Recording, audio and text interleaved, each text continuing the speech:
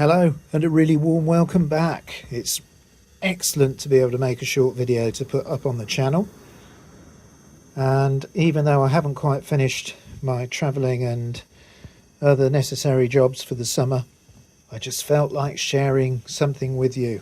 I've got a bit of spare time, the weather's not very nice, so I thought here's something that's relevant to vintage model railways. It seems to be interesting and fun, so let's share it and see what you all think. So, who's ever had trouble with these lovely brushes, the carbon coming off the brass arm? So, great design, but mostly if the piece of carbon breaks off the arm, you'll never solder it back. Now, the reason you won't is because normally the little carbon brush has got a layer of copper on it, and that comes off. So you can't solder just to carbon, but you can certainly solder to copper. So that led me to thinking, could I copper plate carbon brushes?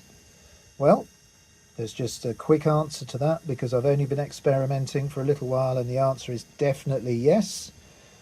On test, this little XO3 motor, that's a repaired brush.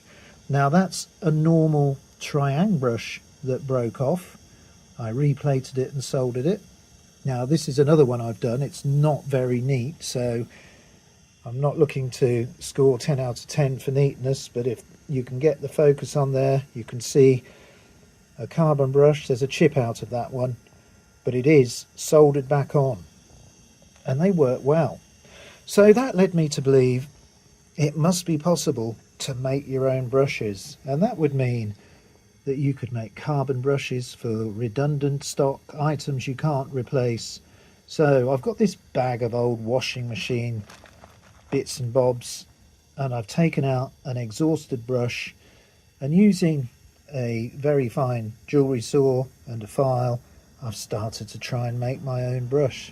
So today we're going to see if I can plate one of these, and I'm going to pop it in that motor and see if it runs.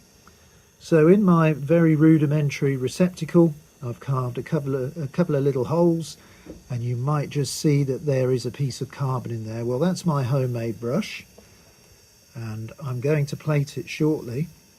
And this thing's great because once the brush has got copper on it and it's tinned, I just put the arm in the right position.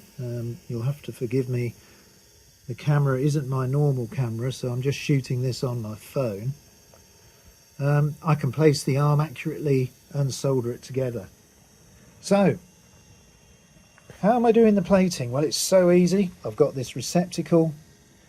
Just before we get into that, I'll point out that please make proper use of PPE when you're using chemicals. So, gloves, eye protection, you know what to do. Now, here's a receptacle you might recognise, and some lovely blue liquid in there. Well, that is a dissolved copper sulfate pentahydrate. There it is. You buy that for not very much money on the internet. Get some deionized water. So the ratio for that, what's that? Just over 2/3 of a pint. I probably dissolved no more than 25 to 28 grams of the sulfate in that to make my electrolyte. Hanging on the plus side, I've got a piece of 15mm copper pipe, which I'm using as an anode. And then on the negative side, I've got a little crocodile clip, and powering the whole thing. What's powering it, you might think? Well, look, let me show you. A very small 1.5 volt battery. And even that I found was a little bit too much for doing a brush. So I've added in a 10 ohm resistor. Now, here's some other bits that I did try but didn't use in the end. A 1 ohm resistor and a little lithium battery there, but that was far too powerful. So, it is actually plating away, and I'm just going to lift this out carefully because I haven't got my glove on, and just dab it. Just take the excess electrolyte out, because in the end, now I do hope the phone will focus. Can you see that square? And already it's got a look of copper about it, hasn't it? Now, That is the trouble when you haven't got your proper equipment. Focusing can be an issue. Just bear with me, I do apologise for this. But there it is. So take it from me, we've got copper being deposited on that carbon brush, not quite enough yet to solder. So I'm normally leaving that, with that particular type of power supply, around 40 minutes. And once it's been in there 40 minutes, I can usually get a really good bit of solder on it. Okay, well, we're going to go away now and come back, because this little motor that's on test with a re-soldered triangle brush, I really want to try and make a brush using the material from the washing machine. So right now I'm just going to put on my gloves, take out that brush that's in there, I'll finish that another time, pop in my homemade carbon brush, and we'll come back when I've got some copper on it and see whether I can get solder onto that. Okay, well, I have just removed the one that I had in the crocodile clip, and you can just see it there in the receptacle. Looks like almost enough to solder onto. Not quite enough, but if you look now at the clip, you'll see, and this is just so infuriating, but never mind, you'll see there's my piece of carbon grit nicely in, and it's just going in. Oop, a little bit too far. So let me just hold the phone there. Now the thing is, you don't want too much of the clip in the electrolyte or the plating process. It changes the way the current and the plating works. So I just want the tip of it in, and that looks about right. So that's my homemade brush in the copper plating solution, and we're going to come back and check that in about 20 minutes, because I've actually just taken out the resistor, because I don't know whether my battery is getting a bit exhausted, but it doesn't seem to be working quite as well. So I've just taken the resistor out of the circuit, and for this experiment I'm going to come back and see how this looks in about 20 minutes time. Okay, well, I just think I'm going to turn this motor off that's on test, and there's our plated brush in the wooden receptacle. Now I'm going to try and do this on camera, so that's always a bit tricky, but the soldering iron's heating up, and just going to put the smallest amount of flux on the brush that I've plated. I don't know whether that came off there. I can't really, it doesn't matter if any runs down the side, because I can clean it up later, but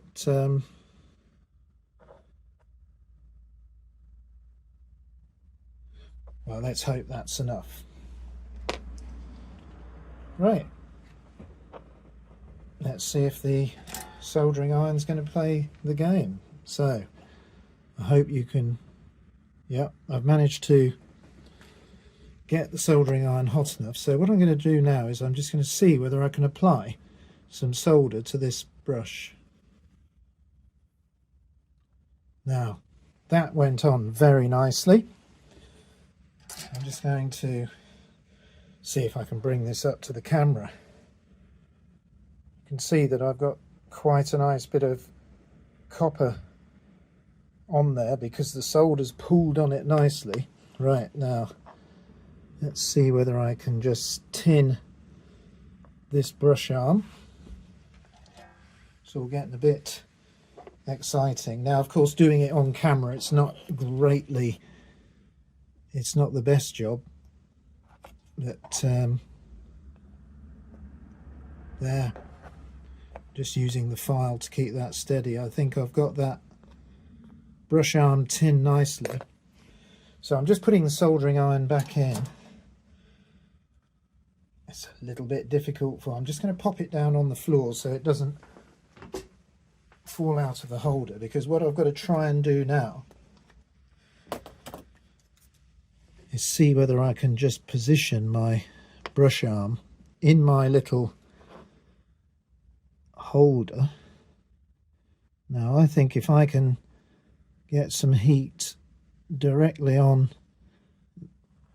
I do hope, yeah, this is, I'm really sorry for the unprofessional type of filming here, but like I said, it's just a spur of the moment video. So we've got a tin brush arm, we've got the homemade brush, and now I'm going to attempt to set it with solder. Now I'm just going to put a little bit of solder because it really helps with the heat transfer from the soldering iron, and then I'm going to use this file to apply a little bit of pressure to the brush arm, and then we're going to apply heat,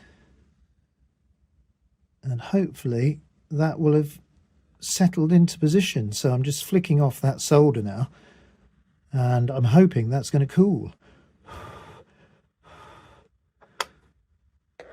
Maybe the microphone didn't like me just blowing on that brush now, but I think the moment of truth is nearly upon us. So without pausing the video or anything, I'm now going to see if I can pull the brush out of the receptacle. Now it's held in there with a little bit of blue tack actually to keep it in. Well, you can see the blue tack's gone a little bit glaggy. I'm just wiping it off with my finger, and that's definitely on there. It's not the neatest job. So what I need to do now is I'm just going to pop it back that way up and file a face on it. So while I'm chatting to you, I'm just going to, because the nature of this experiment is, and you can see there's a little bit of copper on that brush, just going to file this smooth so it'll go, and I've got lots of naughty blue tack on that brush, but I don't know whether you can see it's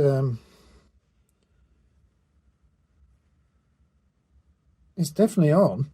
Guys, it's really, I'm almost embarrassed to show you that. It's a really poorly made thing, but it's good enough for experimentation.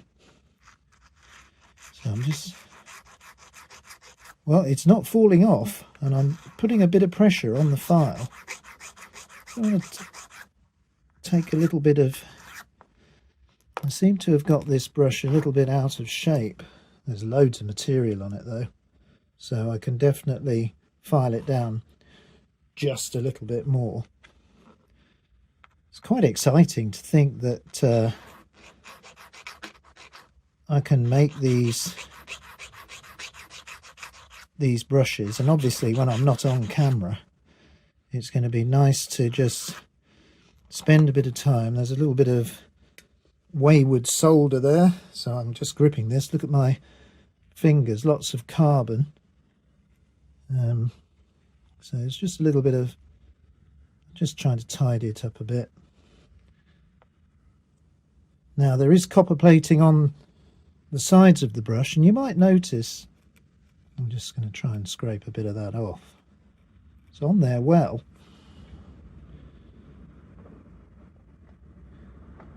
Okay, I think for experimentation we can call that a brush. So let's just put a mark on it, like a, where's my, I think that should, I just want to scratch a cross on it really so we can see it's going in the motor in a minute. So I'm just going to put a rudimentary cross on that brush, and join me in a second, and I'm just going to put it into this motor. Okay, well hopefully you can see now, and look at the carbon on my fingers. I've come straight back to you, You can even see the little bit of solder on there I was trying to get off. So here's the moment of truth. I'm just going to put a bit of power in, and away it goes straight away. I'm just going to move this soldering iron because I nearly kicked it over. But there we have it. That's our homemade XO4 XO3 brush. So we're reusing the brass brush arm, but what we've got on there is part of, now I think they're out of either, I think it's an Indesit machine, but the motor's the same on Hot Points and lots of other makes. So I would think it's probably quite a nice material because those motors go at exceedingly high RPM and they last a long time. So here's, well, you can even see some letters on it, but here's what I made that brush out of. I plated it quite successfully in my homemade copper plating tank, and then it's just like Heath Robinson, isn't it? In my little mandrel I held the brush, placed the arm over it, and then a little bit of soldering, and I must say it's on there quite well because I did file at it and, you know, gave it a bit of attention, so it's not going to fall off, I don't think. So what I need to do now is a little bit of road testing on the layout. So this is from a pannier tank, and it's an item we haven't seen, so maybe it'll be something to come back to. And if I just show you, there's the body shell, and the reason this is all in bits was the motor itself had got brushes missing, and the chassis, this wobbles all over the place, so I don't know whether I'm going to be able to do anything with the wheels on this, whether it's got out of true axles, I don't know. But this is going to be our test bed for the homemade brush. I really do appreciate you looking at this video. I'm sorry it is a little bit hit and miss because I am using just my telephone. All my other equipment is not charged up and haven't got it ready at the moment. But I'm going to try and edit this together now and get it out in my usual slot on a Wednesday evening. I look forward to any comments you've got, but it's just great fun to be able to think that we can make our own replacement brushes. So long as we, I mean, we could even make the arms, couldn't we, I guess, if you spend a bit of time cutting some brass and just introducing some folds into them. But anyway, you can. Don't throw them away. You can save those brushes. So if you're accidentally cleaning up your XO3 or XO4 or Airfix motor, or even one of these Hornby Dublo motors, any motor that's got carbon brushes soldered to it, and lots of hard to find brushes, the brushes that go in items like the original Triang Rocket, you know, I think they're fitted to some Minic motorway cars as well, but if you've got the arms, it's now entirely possible with a little bit of peace and quiet and just a few minutes of work making the brushes, getting some copper onto them, you can make your own replacement carbon brushes. Okay, well, in the next video we're going to try this motor in this pannier tank, and it's one of those really nice London transport versions. We've seen one of these on the layout before, but not this particular one, so we'll give it a jolly good test. So until then, and until the next video, I'll say goodbye.